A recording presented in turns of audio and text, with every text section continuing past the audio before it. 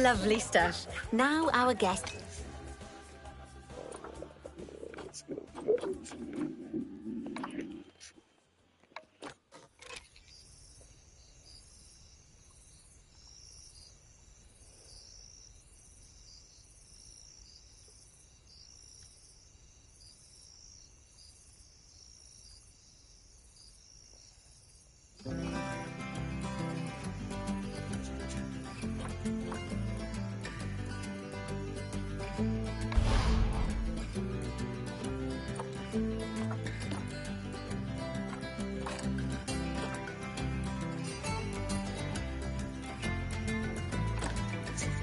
To Panda Park.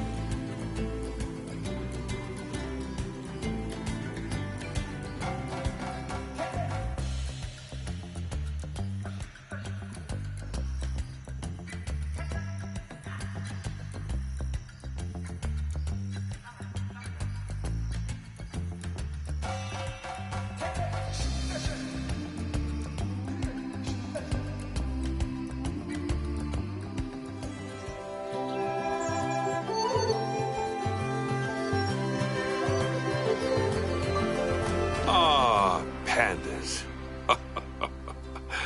They're my daughter's favorite animal. I think it's fair to say that if ever there was an animal which has captured the public's imagination, it's pandas. Well, that's assuming you ignore cats and dogs, obviously. It'll take more than a cute bear to knock them off of the top spot. Oh, but did you know? Thanks to the incredible conservation work that's being done in China and around the world, pandas are no longer endangered. Amazing! That said, they're still considered vulnerable. So, this zoo is extraordinarily lucky and honored to be part of that conservation effort. It really speaks to our reputation, a reputation that you're going to be in charge of maintaining, along with all the general maintaining, too.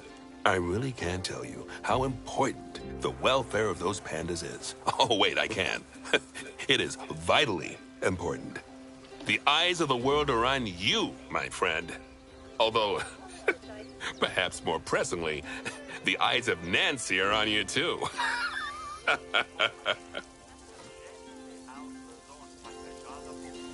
Welcome to China. This is Bernie's brand new Panda Celebration Zoo. So new, in fact, that it's not quite finished. But we'll deal with that later. First, let's take a tour of the zoo. Obviously, the giant pandas are the main attraction for this zoo, and luckily for us, we have one which was born just a few days ago. Let's go and have a look at it. Go on, don't be shy. Select the panda cub.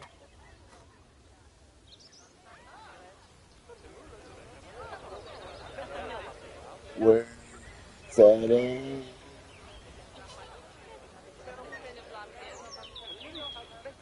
Ain't no one see it? Where the... Oh, so this.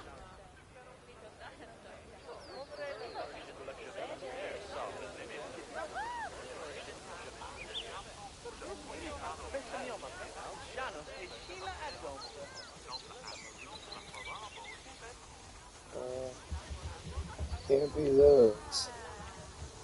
Oh, this little dude. And now enter animal camera mode.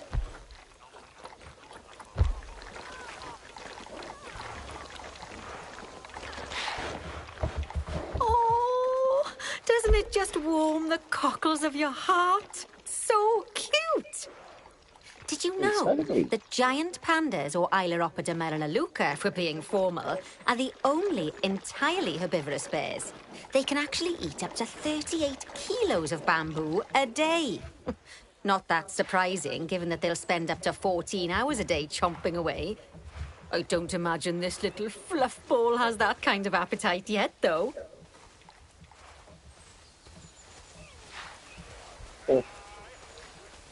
Oh, no.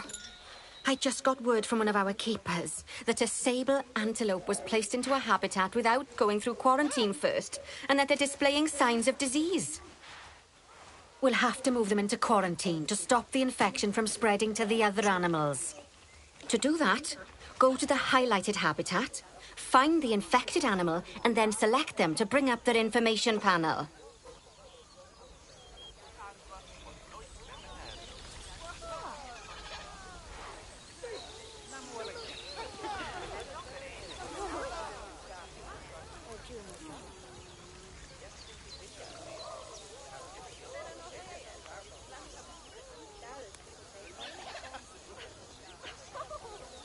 Good. Now choose Move and then transfer them into quarantine. I've highlighted the quarantine facility in the zoo for you.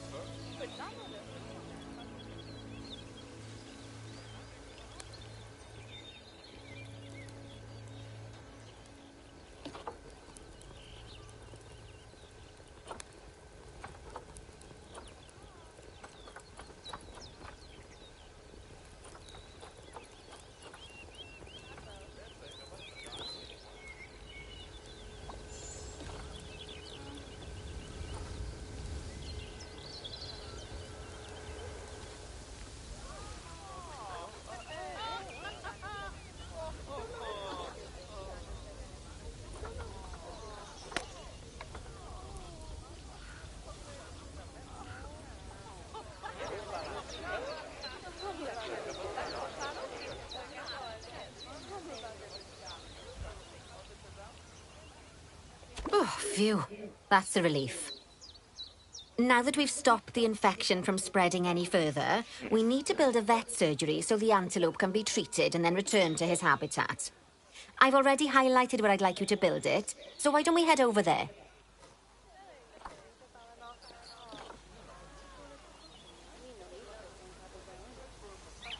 In order to build the vet surgery, choose facilities, staff facilities, and then vet surgeries.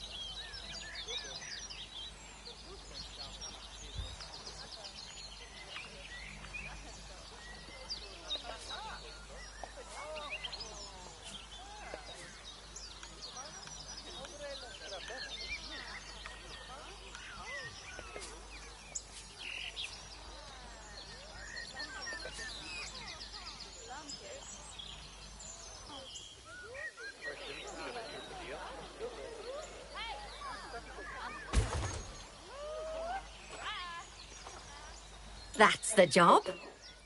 Vet surgeries play a very important role in a zoo, as they're the only places that vets can treat the animals. Once there's room for the antelope, the vet will pick them up from quarantine and bring them to the surgery. Yes, diseases can spread through a habitat quite easily, especially if the water inside it isn't being cleaned regularly. As it happens, I just got a report that one of our water treatment facilities has broken down and the water in the flamingo and saltwater crocodile habitats has gotten dirty. I've highlighted the water treatment facility for you, so you should go and check it out.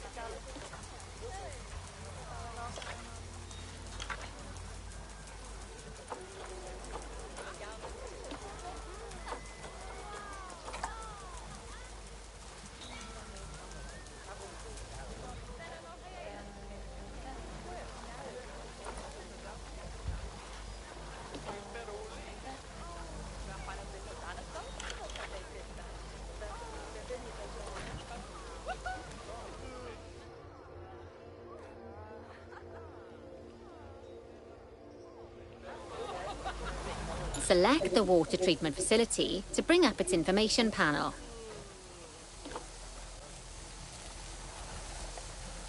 Yes, I don't think you need a degree in mechanics to tell that this thing's thoroughly banjaxed.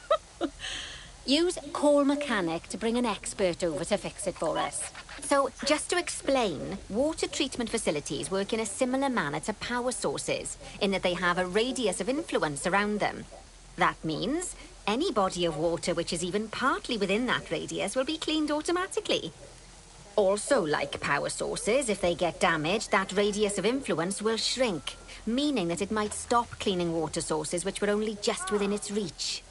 If you want to check how much of your zoo is covered by your water treatment facilities, then there's a heat map you can use to see the coverage.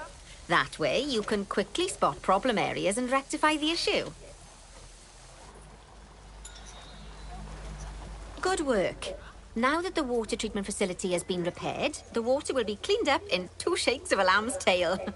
You can also use mechanics to repair power facilities, transport rides, spins, benches, signs, and, as you already know, habitat barriers. Now, I'll be honest, I'm still a little worried about that disease scare we had, so I think we should do some research into it.